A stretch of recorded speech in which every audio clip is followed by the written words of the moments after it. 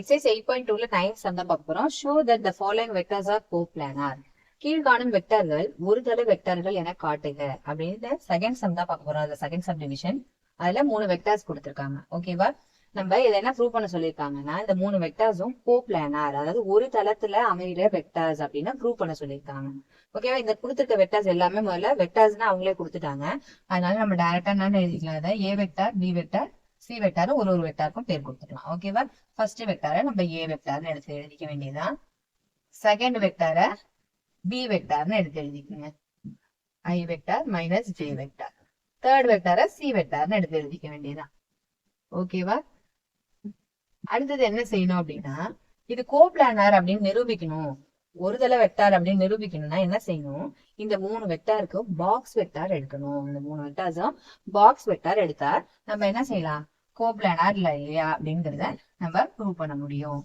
Box வெக்டார்னா ஒண்ணும் கிடையாது, இந்த 3 வெக்டார்ஸ்க்கும் நம்ம டிட்டர்மினன்ட் எடுக்க போறோம். டிட்டர்மினன்ட் எடுத்து ஆன்சர் 0 வந்துருச்சுன்னா நம்ம என்ன சொல்லிடலாம், கோப்ளானார் ஒரு தள வெக்டார் அப்படின்னு சொல்லிடலாம்.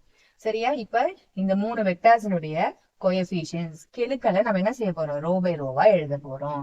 ஃபர்ஸ்ட் வெக்டார்னுடையது வந்து ஃபர்ஸ்ட் ரோல, செகண்ட் வெக்டார்னுடைய கோஎஃபிஷியன்ட்ஸ் கெழுக்களை வந்து செகண்ட் ரோ, தேர்ட் வெக்டார்னுடைய கெழுக்கள் அதாவது கோஎஃபிஷியன்ட்ஸ் தேர்ட் ரோல எடுத்து எழுதிக்க போறோம். ஓகேவா? இது அப்படியே எடுத்து எழுதுங்க. 2a என்ன வரும், ஏ வெக்டார்னுடைய கோஎஃபிஷியன்ட்ஸ் 2, 3 and 1. பி வெக்டாருக்கு பாருங்க, கேங்கிறது இல்ல, அப்ப கேங்கிற இடத்துல நம்ம எதுவுமே இல்லைன்னா 0 போட்டுக்குவோம்.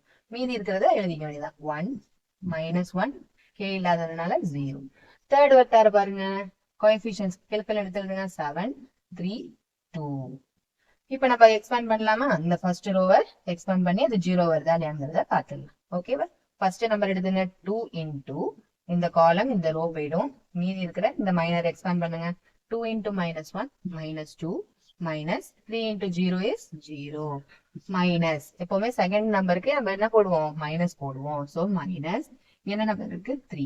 ஸோ இந்த காலம் இந்த ரோ போயிடும், மீதி நம்பர்ஸை மல்டிப்ளை பண்ணணும். 2 1s are 2 minus 7 into 0 is 0. அடுத்து என்ன நம்பர் இருக்கு, 1 பிளஸ் 1 இன்டூ இந்த காலமும் இந்த ரோவும் போயிடும், அப்ப மீதி இந்த மைனரை எக்ஸ்பேண்ட் பண்ணா போதும். 1 3s are 3 minus 7 into minus 1 minus 7. இங்க ஏற்கனவே ஒரு மைனஸ் இருக்கிறதுனால என்ன ஆயிடும், பிளஸ் 7 ஆயிடும்.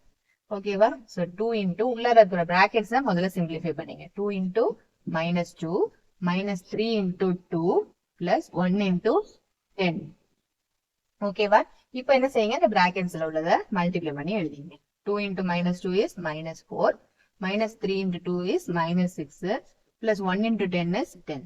இதை ரெண்டுத்தையும் ஆட் பண்ணுங்க, மைனஸ் 10, இங்க பிளஸ் 10 இருக்கு, அப்ப ரெண்டுத்தையும் ஆட் பண்ணும்போது நம்மளுக்கு என்ன ஆன்சர் கிடைக்கும், 0ன்னு கிடைக்கும். ஓகேவா? ஆன்சர் 0ன்னு வந்துருச்சுனால நம்ம என்னன்னு சொல்லிடலாம், the following vectors are coplanar, அதாவது ஒரு தள வெக்டார்கள் அப்படின்னு சொல்லிடலாம். அதை எழுதிடணும் கடைசியா, therefore they are coplanar அப்படின்னு எழுதணும். தமிழ்ல எப்படி எழுதுவீங்க, இவை ஒரு தள வெக்டார்கள் அப்படின்னு எழுதிடணும்.